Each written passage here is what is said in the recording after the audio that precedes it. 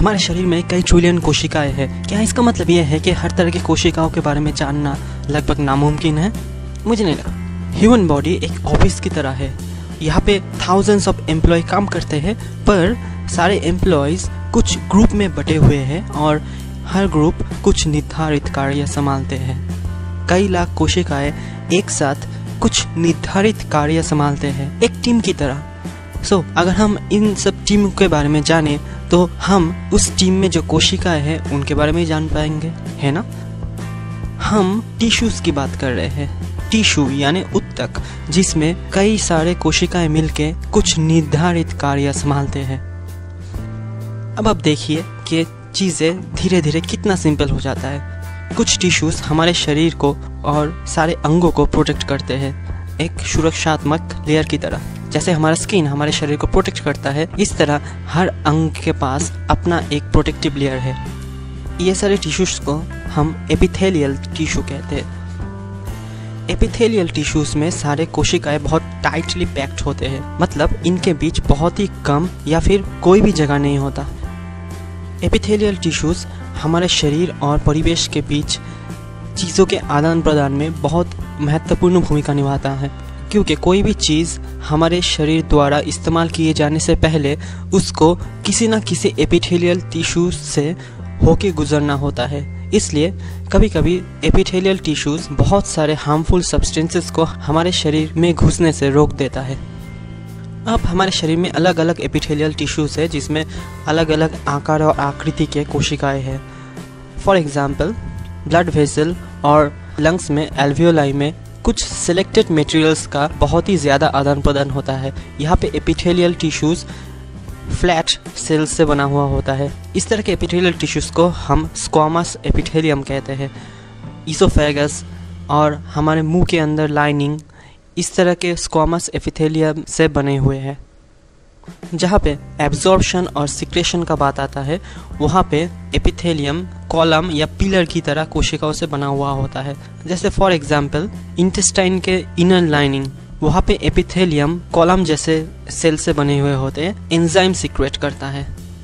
Epithelial cells cuboid की तरह भी हो सकते हैं, जैसे हमारे किडनी ट्यूब्यूल के लाइनिंग में और सलाइवा ग्लैंड में। और एक टाइप का टिश्यू दूसरे टिश्यूज को जोड़ता है या फिर सहायता करता है या फिर बांधता है। इस तरह के टिश्यूज को हम कनेक्टिव टिश्यूज कहते हैं। जैसे अगर लंग्स को दूसरे टिश्यूज में ऑक्सीजन भेजना है तो वो खून का सहायता लेगा, मतलब खून यहाँ पे लंग्स को दूसरे टिश्यूज के साथ जोड़ रहा है, मतलब खून एक कनेक्टिव टिश्यू है। बोन भी इस तरह के सहायता करने का और जोड़ने का काम करता है। जैसे मसल्स हमारे स्केलेटन के साथ जुड़े हुए हैं, इसलिए बहुत सारे मसल्स एक साथ मिलकर कार्य करके हमारे शरीर में मूवमेंट पैदा कर सकता है। बोन एक कनेक्टिव टिश्यू है। इसी तरह दूसरे कई सारे टिश्यूज कनेक्टिव टिश्यूज की तरह काम करके टिश्यूज को जोड़ता है या फिर सहायता करता है या फिर बांधता है। For example, ligament bone joint में दो हड्डियों को जोड़ता है, टेंडन मसल्स को हड्डियों के साथ जोड़ता है, एडिपोस टिश्यू फैट स्टोर करता है और एक इंसुलेशन शीट की तरह काम करके हमारे शरीर में तापमान बनाए रखता है और ज़रूरत के वक्त एनर्जी पैदा करने के लिए फैट भी देता है। एरियोलर टिश्यू जो जनरली हमारे त्वचा और मसल्स के बीच पाए जाते हैं या फिर ब्लड वेसल्स के दीवार पे या फिर बोन मैरो में पाए जाते हैं, ये सारे टिश्यूज़ एपिथेलियल टिश्यू को दूसरे टिश्यूज़ के साथ जोड़ते हैं और टिश्यू की मरम्मत में भी सहायता करते हैं। तो ये भी एक कनेक्टिव टिश्यू है। कुछ टिश्यू प्रोटेक्शन का काम करते हैं, कुछ टिश्यू दूसरे टिश्यूज़ को जोड़ते हैं या फिर सहायता करते हैं या फिर बांधते हैं, और मस्कुलर टिश्यू जैसा कि हम जानते हैं कि मूवमेंट पैदा करता है। हमारे शरीर में कोई भी मूवमेंट मस्कुलर टिश्यू की वजह से ही होता है, जैसे शरीर के अंदरूनी अंगों के मूवमेंट या फिर हमारे लिम्स का मूवमेंट। मस्कुलर टिश्यू लंबे फाइबर जैसे सेल से बने हुए होते हैं, जिसे मसल फाइबर्स कहते हैं। मसल फाइबर में एक खास तरह का प्रोटीन होता है जिसे कॉन्ट्रैक्टाइल कहते हैं। एक कॉन्ट्रैक्टाइल प्रोटीन मसल फाइबर को संकुचित और प्रसारित करके मूवमेंट पैदा करता है। एंड नर्वस टिश्यू जैसा कि हम जानते हैं उद्दीपकों को वहन करता है। हमारा central nervous system nervous tissue से बना हुआ है और ये एक फोन लाइन की तरह काम करता है और सिग्नल कैरी करता है।